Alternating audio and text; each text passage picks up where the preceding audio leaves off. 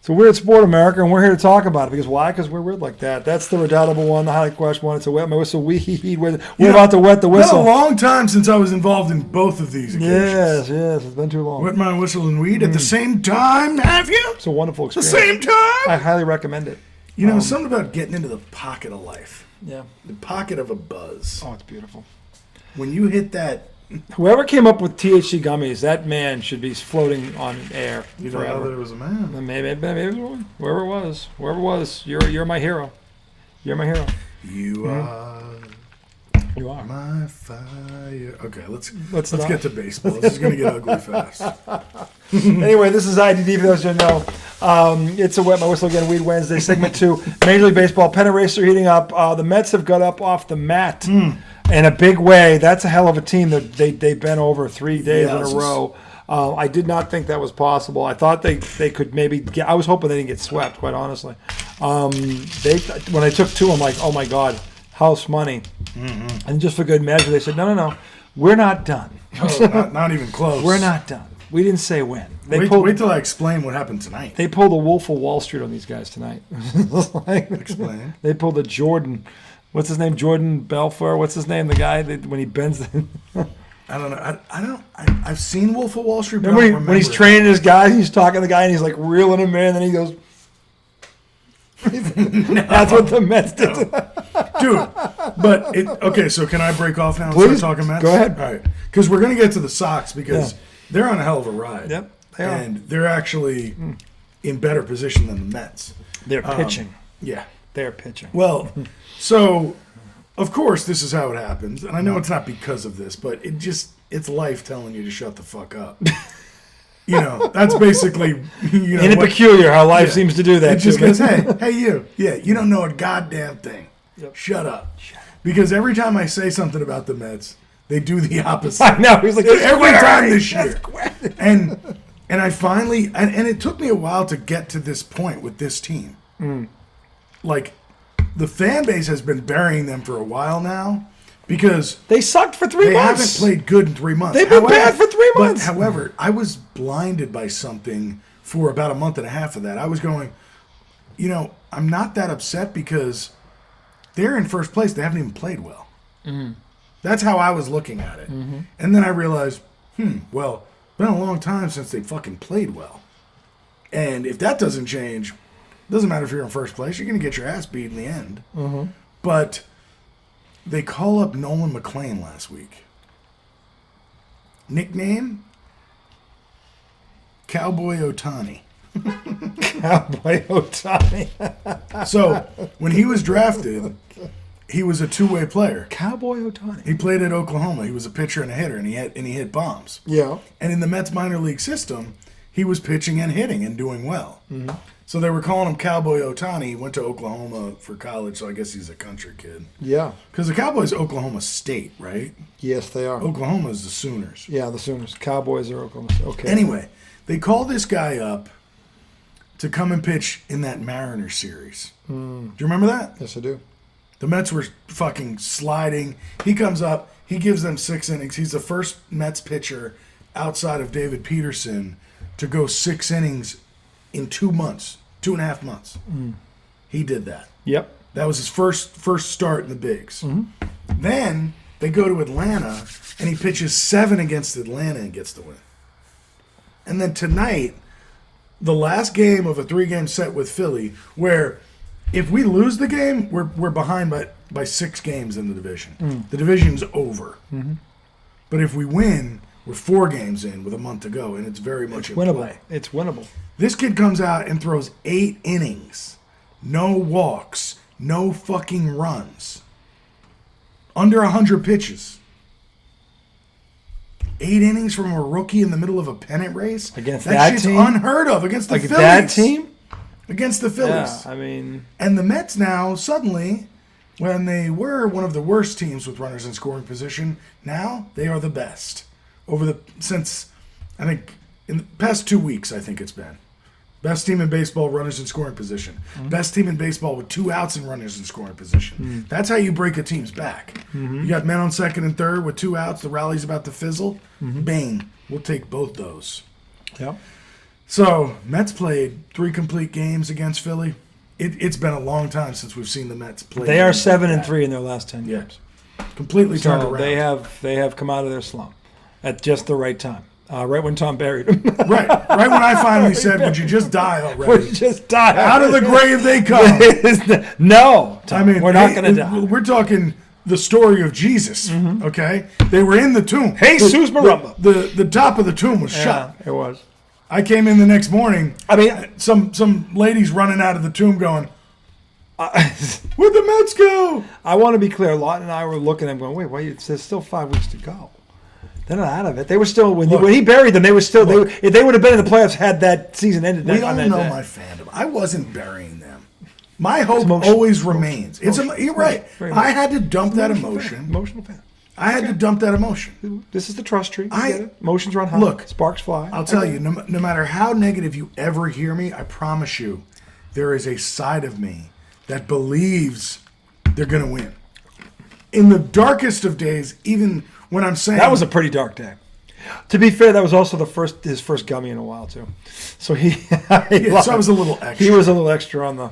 Yeah. But no, I promise you, even in my most negative moments, there's a side of me that is positive going, you guys are better than this. And that's what's happened. Well, to your point, and I said, because I was watching, because I have the MLB network, it's like the NFL ticket. I can see everything.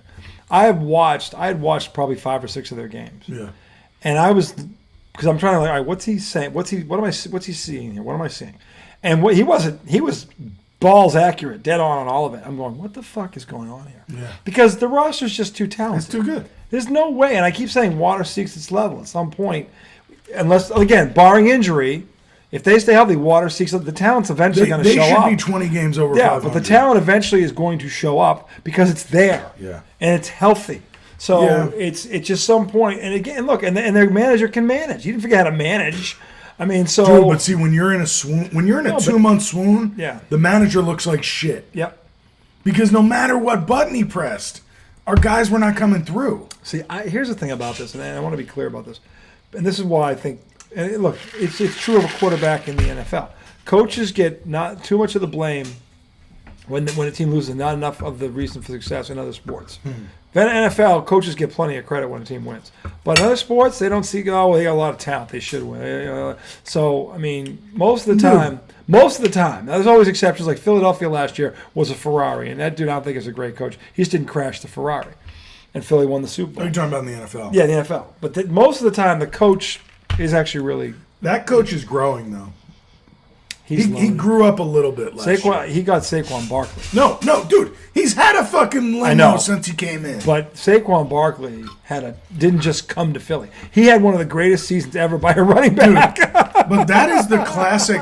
That is the classic example of we're one piece away, and you aren't just going to get us there. Yeah, you're going to double our capabilities. You're going to bend over Patrick Mahomes in the process. Right. That's what you're going to do. So, look, the Mets are back. I'm not surprised they're back because, again, if they stayed healthy, they weren't going to go quietly. They weren't. They're not going to. Juan Soto's becoming a Met. So, look. He's too good of a player. We've been talking all year about Soto's not. He hasn't given us. It's Juan Solo. Juan Solo. Get it right. Juan Solo. Well, the reason he's called Juan Solo is 32 bombs. 24 of them are solo shots. He has 8 2-run homers, no 3-run homers. He walks alone. But here's the thing. Green Day. If you take Juan Soto out of our lineup, oh man, you see it. It's a glaring hole. Whether he's walking or hitting, his presence in the lineup is major. He's only missed a game or 2 this year. That's why we're taking him for granted. By the way, he's been durable. He's been there. Yeah, he's been there. I think he missed 1 game. I can't remember what happened to him. Got right back in the lineup. But without him, it's like, holy shit, what is this lineup about? And we want to see it. We want to see a 3-run bomb. We want to see a fucking grand slam in the biggest moment of the biggest fucking game of the season. But he's doing little things that we're taking for granted. And I do it. Believe me. I finally turned on this guy and was like, he's not clutch. But the more I watch him, he is a consistent fucking player. And sometimes that gets old because you're like, damn it. Why didn't you swing for a fucking 3-run homer there? Consistency gets boring. It does. But, man, it's admirable. Yes. Because you see it and you're like, okay, and now I get this guy. And he's starting to get big hits. He had a big hit the other night. He had a big hit tonight, too. Yeah. And, he started the year, for the first 3 months, I think he was 185 with runners in scoring position. Mm-hmm. He's now 215. He's jumped his average 40 points. That's major this late in the season. Yeah, I think in the last 3 weeks. So you have to be a great. Listen, an average player doesn't do that. No. Not late in the season. No. A great player does that. But he's sticking with his shit. Now, there's still times where I don't understand it. Because he does a great job taking pitches. He works himself to a 3-0 count. Mm-hmm. He takes a fastball down the middle on 3-0. Yeah. And then he takes a ball for ball 4. You know what I don't get? And I'm like, you got yourself into a great position. Yeah, I don't swing at that pitch on 3-0 and do damage. I think, and look, he's got 32 home runs. So, and I don't know this. I've never met the man. It's just a hunch. But because I see this with guys in the Red Sox. I've seen Manny Ramirez do it and other great hitters. They get up 3-0, and for some reason they think if there isn't a guy on first, you know what, fuck it, walk him. Don't put one over the plate because he's going to send it into the street. And then the guy puts a 95 one right down the middle. They always do. Yeah. But in the moment, and I saw and Manny is one of the greatest hitters I've ever seen. 300 hitter, 500. Manny is an all-around great, all-time great hitter. And every now and then, not every now and then, it was regular where he up 3-0 on a count. And that fourth pitch pretty much was coming down the middle. And he wasn't going to take the bat off the shoulder. Just look at it. Look at it. Because he thought that, well, if there's no one on first, they're going to put me on. They're not going to give me one to hit now at this point. Forget it. But they always do. They always do. Always. Yeah. And but he's not alone on that. I've seen other hitters do and that's this. the thing. Yeah. If Juan Soto does it and Manny Ramirez does it, it's probably the right fucking thing to do. I mean, who the fuck am I to say? I'm just saying, I've seen a number of great hitters do this, and it drives me crazy. Right. And it's like, but I think they all kind of do it. Right. Like, it's part of his process. Yeah. Okay. Like, and he must know better than me, obviously. Mm-hmm. My only thing is like, when you got second, first and second, one out, and you get into a 3-0 count, try to hit that ball to the fucking moon. Yeah. If you miss, you still got 2 more strikes. You're going to get the pitchers. Here's the thing, especially with guys on base, and where you can't walk him. He's got to throw strikes. He's got to, but not just that. He's got to throw his best pitch, whatever it is, whether it's a fastball or a curve, whatever. Not at 3-0. No, but I'm saying at 3-0, it's coming because he has to get a strike. Whatever it is, and as a hitter, you know what the guy's best pitch is already. Because you got the scouting report. You know what's coming at 3-0 if there's runners in scoring position, and he can't put you on first. You know what's coming. It has to. So what frustrates me about Soto is he takes the heater 3-0, and then on 3-1, the pitcher throws it 2 feet outside and he walks. And it's like, okay, look, you did your job, but why not swing at that 3-0 pitch? It was the pitch everybody knew was coming in the spot we knew it was going. And you just spit on it. I would be willing to bet, having had this conversation with a few baseball people, that's one of those topics at a bar that could get very heated because I think everybody's got an opinion on it. Because everybody who loves baseball has a guy on their team at some point that does this. Yeah. It's very common. I've seen it with more. Manny's just the most recent one. But here's the funny thing. Here's a great hitter. Here's the funny thing about baseball and this topic. Because if those same hitters swing 3-0 and pop up, everybody goes, "What are you, a fucking idiot? It's 3-0. What are you swinging for?" Well, it came right down the middle. And if he happens to not get it on the fat part of the bat, then he's an idiot. But like, no, he was right to swing. It came right down the middle. Hey. Where it goes, I mean, again, this is the thing about baseball. But see, there's different philosophies about hitting. Some people feel like see as many pitches as you can. Yeah. And these guys, Manny Ramirez, Juan Soto, Ken Griffey Jr. used to do it. I saw Ken Griffey Jr. do it. They weren't scared to hit with 2 strikes. No. So somebody like that is like, I don't give a fuck if I take a strike. No. I still got 2 more. Yeah. And I can keep fouling pitches off. Yep.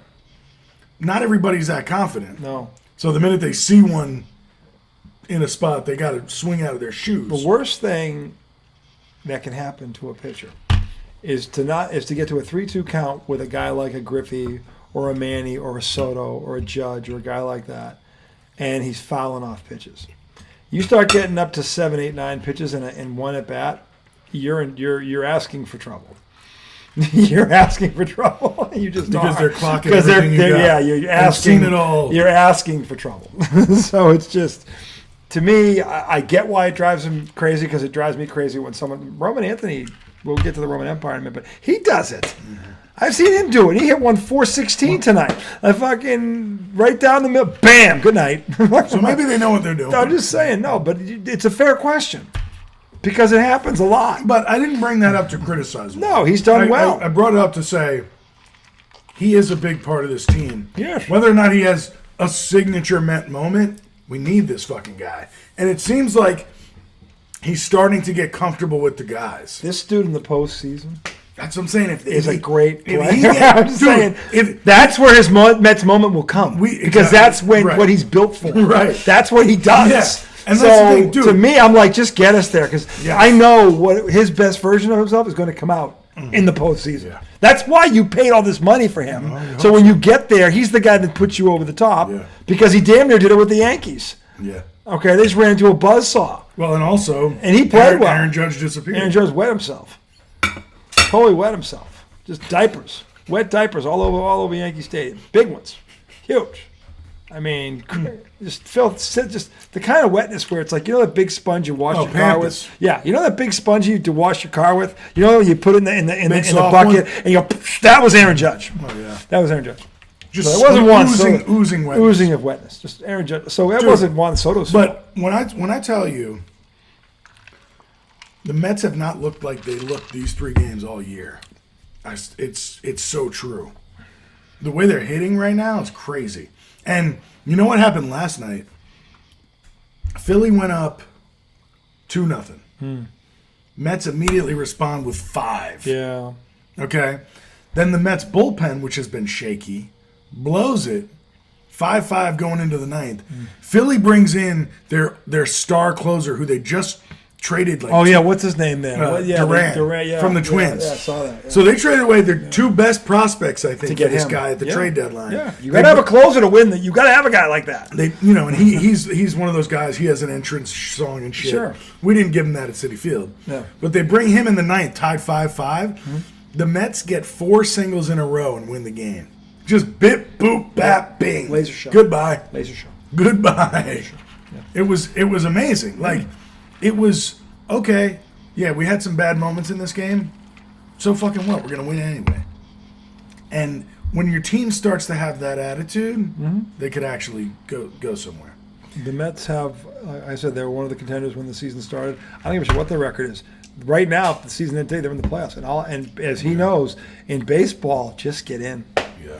That is the classic sport where if you just get in, anything can happen. Dude, bro, and now they've got this kid, Nolan McLean, who's pitching. The spin rate on his curveball and shit, it's like fastest in the league. And now they're calling up Jonah Tong on Friday night. Some would say is the most dominant pitcher in the minor leagues this year. Why not? It's a stretch run. And our starters have been awful. Well, you got to do it. They can't go 4 innings. You got to do it. You've been bitching about this for 5 months. Dude, Nolan McLean just came up 6 innings, 7 innings, 8 innings. If you think about it, if this kid is who they say he is, and the Mets have the problem that he's been bitching about for 5 months, it makes perfect sense. Yeah. You've got this guy. It's like if you're gonna go down, you go down with no bullets in the gun. You don't leave that sitting in the chamber. You bring him up. His name is Jonah Tong. Jonah Tong. And this guy on Twitter did the Tong song. That Tong to Tong Tong Tong. It's funny as shit. Hilarious. Let's have a lot of funny anthems. Jingle Man. Oh man, they're a quirky bunch. So, but they're calling him up Friday. If he pitches well, you got something. The Mets are fucking for real. The Mets are always for real. And Mark Vientos is hitting again? Oh, they fucked up. Should have killed us when we were dead. The Mets weren't going. That's a pretty good saying. Should have killed us when we were dead? Should have killed us when we were dead. Because now we alive again, bitch. Oh my God. That's a good saying. Should have killed us when we were dead. Should have killed us when we were dead. Because we were dead. I'm not surprised. I didn't think they were dead. I thought they were in a slump. Yeah, no. And the thing is, 2.5 months slump. But the point is, they weren't. They were still in the playoff picture. Yeah, no, you're right. Like they never, they never got out of it. They were never out of the race. It's true. And this is the thing about baseball. It's the classic marathon versus the sprint. Yeah. Good managers know that you can have in a 162 game season, you can have 2 or 3 20-game stretches where shit goes either great or wrong. And depending on what that is, you will. Yeah. So I mean, it's not gonna. If you have again, water seeks its level. If you have a very talented roster and it's healthy, at some point it's going to flip the other way. It just is. The Red Sox are a perfect example of this because they, at the All-Star break, had lost 18 one-run games. That would have destroyed 99% of the teams in that league. Okay. But the Red Sox, who really didn't do a lot in terms, they've added a couple of arms, but they weren't great arms, I don't think. They were more of the bullpen. You can never have when did most of those one-run losses come, though? They came in the first 3 months. When Rafael Devers was still on the team. But the point is, this is the classic addition by subtraction. It galvanized the locker room. Yeah. The Crochet has been everything that an ace it should be and is. Dude, all your starters have that, right? Except for Bueller. But when you have an ace, this is what happens. Yeah. Everybody who gets bumped down one spot, like Bayo, like Giolito, these guys are now. Giolito's 9-2 with an ERA of 3.2. He went 8 scoreless last night with 8 strikeouts. Dude, he's 9-2. Dude, he was well hyped when he was with the White Sox, but I think he got hurt. And I know that the year that you guys got him, he got hurt that first year. He got hurt the first year. Because I remember going into it, I was like, you guys got Lucas Giolito? He's a pretty good pitcher. He can pitch. But then he was gone. But now he's the third guy. Yeah. And Bayo, who got robbed tonight, he went 6 2/3, 6 strikeouts, 1 earned run, and he left with no decision because the Red Sox didn't hit until they hit. The thing about the Red Sox is what's dangerous about them is they have an ace, they have a closer. By the way, Chapman again in the 9th. This fucking dude, I mean, they've got a closer. Dude, he was the original 104. This motherfucker is, he's that dude. He reminds me a lot of John Papelbon in his prime. Papelbon would come in the game and it was over. It's fucking, this dude is 17 for his last 17. And he's given up, I think, 2 hits. Okay, so he struck out 2 out of 3 and got a ground at the end of tonight. It was 3-2 again, and now they're winning these one-run games that they were losing. So again, Alex. This is why I love Alex Cora and the Meat Puppets. Again, are eating this one. This one's going right up their ass with no lube because they were blasting Alex Cora. Alex Cora kept saying, "Look, we've lost." He was the one who said we've lost 18 one-run games, but he said it like, "Look, it's a 162 game season. This shit happens." Much like with the Mets going through a couple of 20 games where shit went wrong, the manager never loses his cool because managers that are good never lose their cool. They understand that water seeks its level, that eventually it's going to turn the other way. The Red Sox, in this stretch here, they have the hardest remaining schedule in all of, this was at the All-Star break, they had the hardest remaining schedule in all of baseball. To me, the Red Sox are different than water seeks its level. The Red Sox changed the fucking water. Well, you know what I'm saying? They can put up 12 runs one night and they can beat you 1-0 the next night. I'm just saying. They can beat you in a multitude of ways. I don't think this team was this good at the beginning of the year. They've grown into this shit. Alex Bregman is a fucking winner.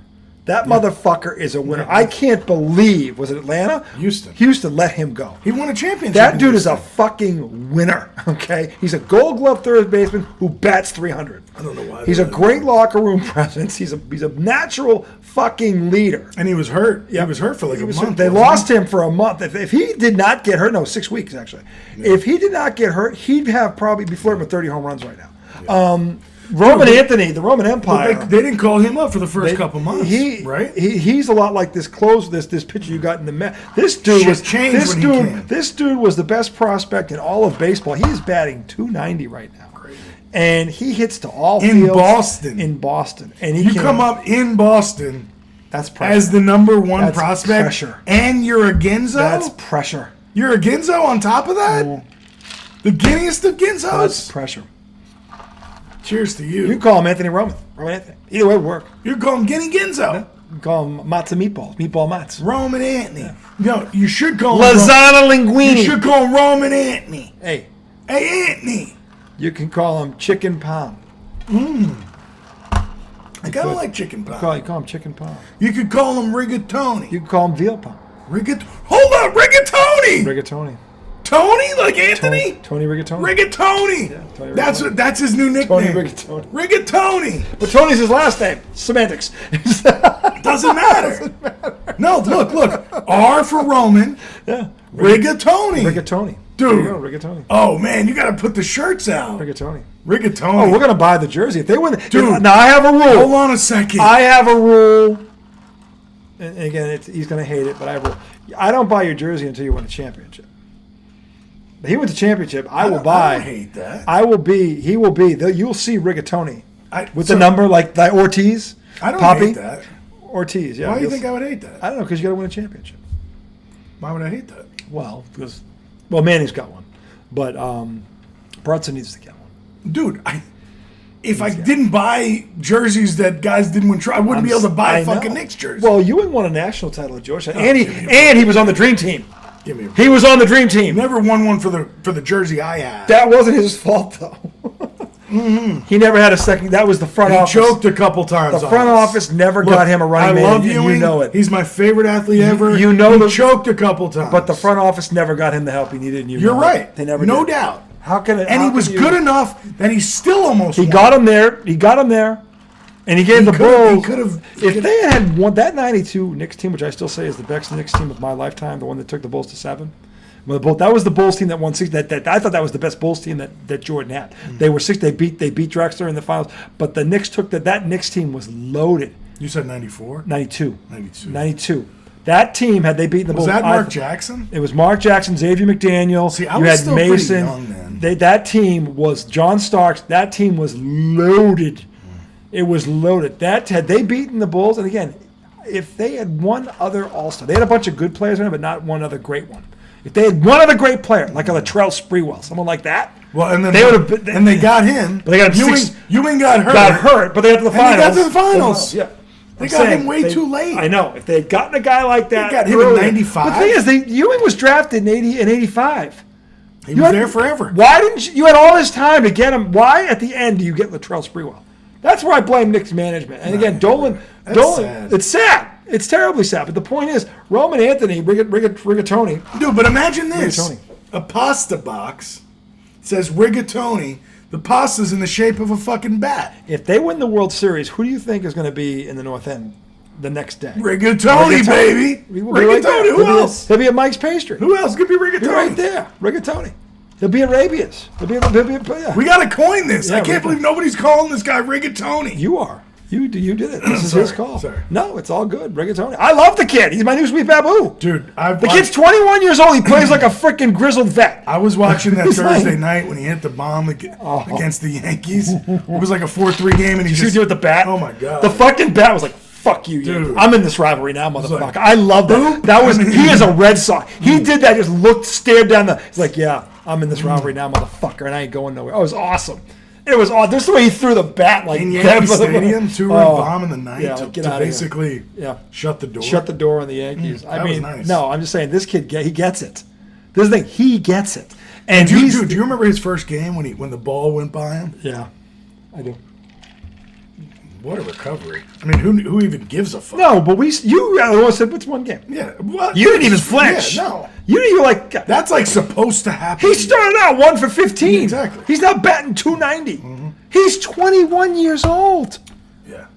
You start out 1 for 15 in Fenway Park. You don't normally turn around and you're batting 290. Well, and if you do, it's because you're legit. You're legit.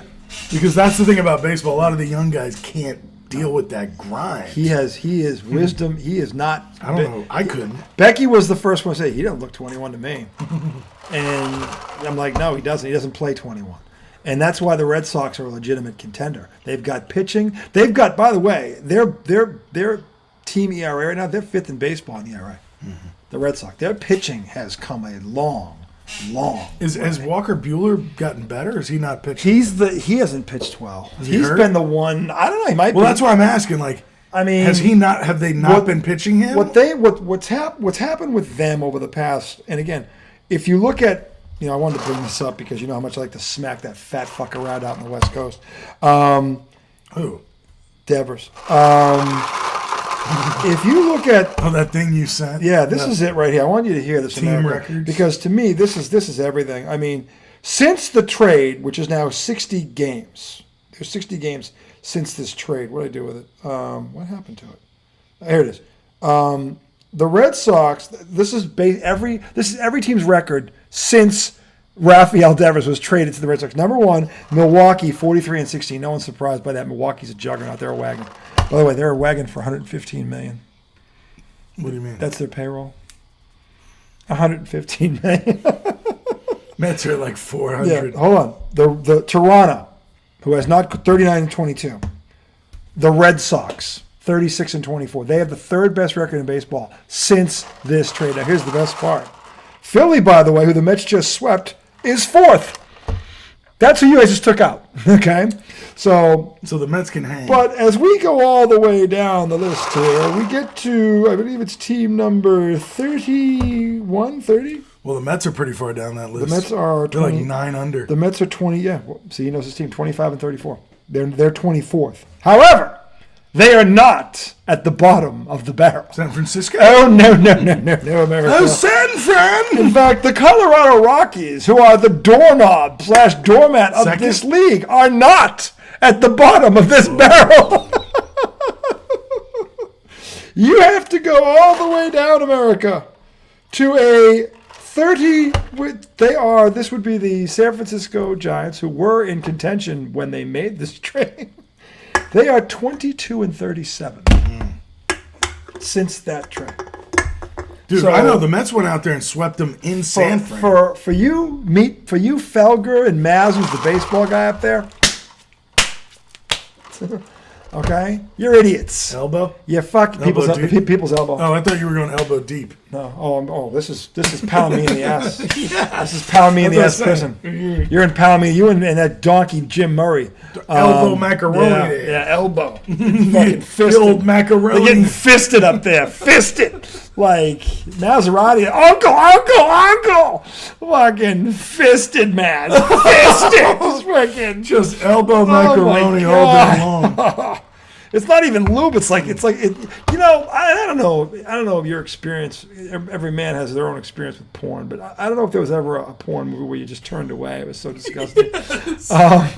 This would be that, dude. Okay, so yeah, you couldn't get into it. You're like, all right, this is just. I don't disgusting. understand like the rough shit. I don't either. I'm like, what the hell? I don't want to see somebody getting hurt. Like no, that's not arousing. No, that's not sexy at all. It's not sexy.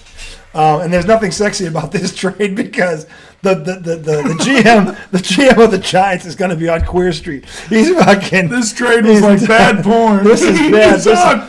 This is approaching. Oh. This is approaching Deshaun Watson. That trade was comparable to violent porn. Oh, I had to look away. I had to look away. Damn. I had to look away. Now look, it's not over. There's still a lot of time.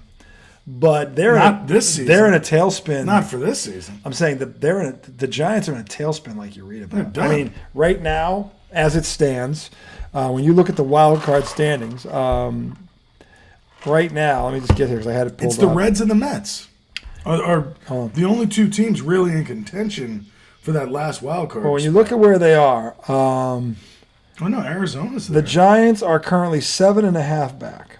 They're done. Okay. They are 7.5 back. How many games are left? They've played 30 games. There's like 30 games. 30 games left. They are 7.5 back.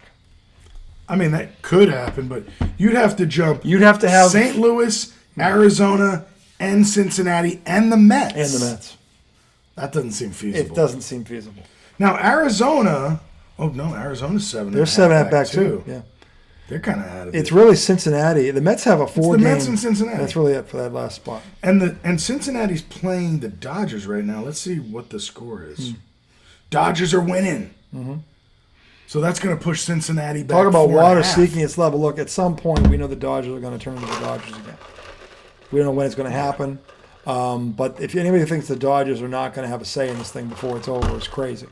Dude, but Mookie the Betts NL's no joke right It's loaded. now. The Mets are there. Phillies are there. Now, the bottom half of the NL is kind of weak. The Cubs, the Brewers. The Brewers are a wagon. Dude, the Brewers are the best team they're in baseball. a fucking wagon right now. I mean, if they took 6 in a row off the Dodgers. If the Mets get the third wild card spot, guess who they have to play? The Dodgers? The Dodgers. Like, what the fuck? It's deep. It's deep. That's crazy. Look, this is the beauty of the wild card. Mm-hmm. This is why we love it. Dude. Because but if that's a first-round matchup, holy fuck. If that's a first-round matchup... Holy fuck. But hear me out. If that's a first-round matchup and the Mets end up with 2 kids as their 1-2 punch in the rotation... That's quite a story. That would be crazy. That's quite a story. Oh, man. Yep. I'd sign up for it. Quite a story. I'm just I saying. wouldn't run from that matchup. No, I'm just saying I like the Mets' chances if they're healthy, and they're healthy right now. So I don't care. Look, the Mets can beat anybody if they're healthy. They can beat anybody in baseball. I don't give a shit. If they pitch and hit. Yeah. But that's every But team the can point kinda is, say that. the talent is on the roster to do agree. it. It's not like you look good. They can't physically. No, it's there. The starting pitching, though, these kids actually have to contribute. If this kid is what you say he is, do you want to hear some stats on him? I figured you were going to do it at some point. So, first of all, Nolan McClain, who's been up for 3 starts, first Met pitcher ever to win his first 3 starts. Youth is served. That includes Johan Santana, Yep. Tom Seaver, Nolan Ryan, Yeah. Dwight Gooden, Ron Darling, Yeah. Jacob deGrom, Quite a list. Quite a list. Matt Harvey. Yep. First Met pitcher to win his first 3 starts. Insane. It's insane. And now Jonah Tong. Let's see what we can find on him. Jonah Tong's stats. Where art thou? Oh dear. I'm caught in the boomer triangle. This phone is magical. And not in a good way. Oh, damn it. I don't like Baseball Reference. Why can't you just go to ESPN? Well, I just typed his name. Oh, okay. You know what I'm saying? Like, Yeah. I don't know why it doesn't give me But ESPN the problem, first. the problem with typing the name in like Google something, it gives you like 50 options. Well, this is MLB. And if you hit the wrong one, This is MLB.com, so Oh, okay. this should be... By the way, this segment being brought to you by Dr. Pepper, another gem by the gemster there. Dr. Pepper Blackberry Zero. Of course, Pinwhip makes everything wonderful. But still, this is good shit. Maddie, actually, his daughter was the one who mentioned it to me first. Really? Yeah, she mentioned it before you did about it. So I asked her what they were drinking one day at the pool, and she said it. And oh yeah, this black cherry thing, this Dr. Pepper Zero. Okay, so Jonah Tong this year is 10-5 with a 1.43 ERA. Hold it, stop right there. 1.43. I don't give a fuck what league you're in. 1.43? Are you fucking kidding me? Okay, check this out. He's thrown 113 innings. He has 179 strikeouts. And hitters are batting a plump 148 against him. That's got ace written all over it. That's insane. That sounds like an ace to me, America.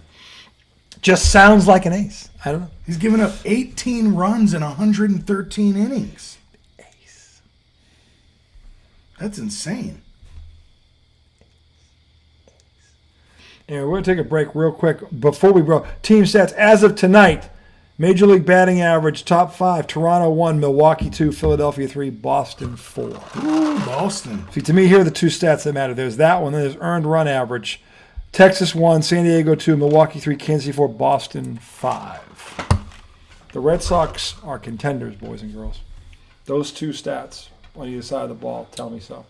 When we come back, segment 3, we're going to talk college football's opening weekend. Donniebrooks abound, Thomas. Abound. Donnie's in the brook. Dare I say also absolute shellackings abound because there's probably 70 games that shouldn't even be played. Several teams could be on bum blast alert this Saturday. I think within a quarter. Yes, within a quarter, we might be looking for lube. Within Anyway, the first period, we'll be bending over thee. I'm going to make a cocktail. 7-3 coming right up. Bum